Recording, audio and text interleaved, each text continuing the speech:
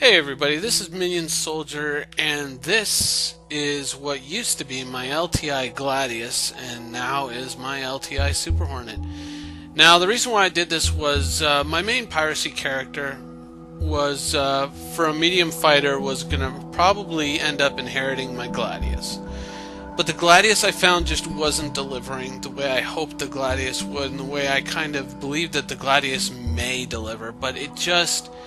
In a universe with a death mechanic, I realized that, you know what, really you're going to want to have the most solid thing that you can have. And especially out there when you're pirating, you want to be able to put your best foot forward. You don't always have to want to worry about, getting destroyed. You want to have a strong ship, you want to have a tough ship, and you want to have a ship that has definitive firepower. And that, of course, would be the Super Hornet. So when the Super Hornet came up for sale with this 1.1.1 patch release sale for, both the Gladiator and the Super Hornet came up for sale, I decided to pick up the Super Hornet again and basically CCU my LTI Gladius into this.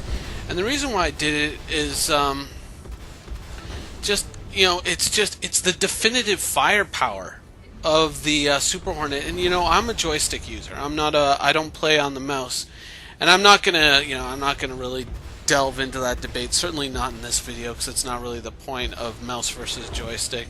I don't begrudge someone with a mouse using a mouse, because it's in there, it's within the game mechanics. CIG has obviously allowed that to be that way, so that's just the way it is. Do I feel that maybe joystick needs a bit of a buff to compete?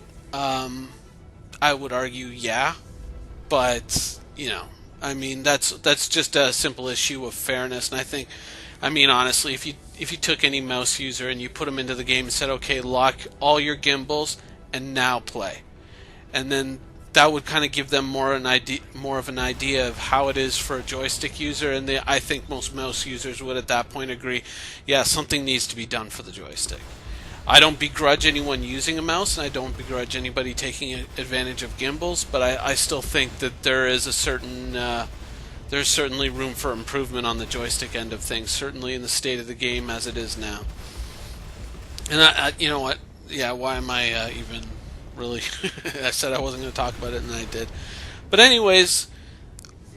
So for me, in a universe with a death mechanic, yada yada yada, I just thought, you know what, I wanted a definitive fighter for, obviously when I'm not in my Vanguard, because you can't be in the Vanguard all the time, and sometimes you're just going to want to hop into something and go out and fight, and you're not really going to want to be waiting on a second person, or you're going to want something that's better for dealing with fighters, whereas the Vanguard seems to be more geared towards dealing with slightly larger ships like freelancers and constellations and possibly redeemers and things of that nature, whereas the smaller ships, you're going to want something really tough to deal with them. And the Super Hornet just totally fits the bill. Whether you use mouse or joystick, it really is like just an amazing fighter.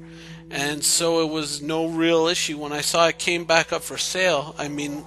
When I got my Gladius, and when I was first talking about the Gladius, I said, you know what, if the Gladius doesn't turn out, there you go, you got an LTI chit, so you can always turn that in for an LTI ship of your choice. And that's what I did. I basically it was like, I just went to them and said, here's my LTI Gladius, CCU, a couple of upgrades, boom, and now I've got an LTI Super Hornet.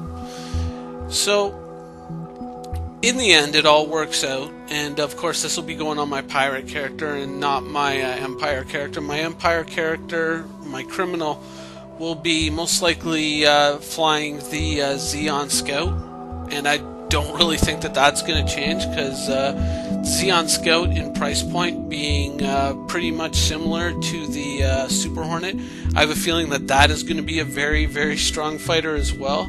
So I really can't wait to see that in Hangar, and obviously, we're going to be seeing the Herald very soon too. So yeah, it's some very exciting days, and hopefully my Hangar will start to fill out a little bit more. All I really got in there now is my Super Hornet and my 2 Aurora LN game packages for both my characters. And that's just about it. That's just about all that that I was going to say in this video. It's just more or less a little update because I had made this change to my hangar. And I think that should be all the changes that I'm going to make. And everything else is just a question of waiting for those ships to become hangar ready and then AC flight ready. So soon. Hopefully soon. But then again, you never know what soon means, especially with CIG. So all we can kind of do is cross our fingers and wait. But we should have the FPS module opening up once again soon. And yeah, we'll see how that shapes up. But anyways, yeah, here it is, the Super Hornet. I hope you guys enjoyed the video and enjoyed watching me do crazy shit with my wallet. Thanks for watching.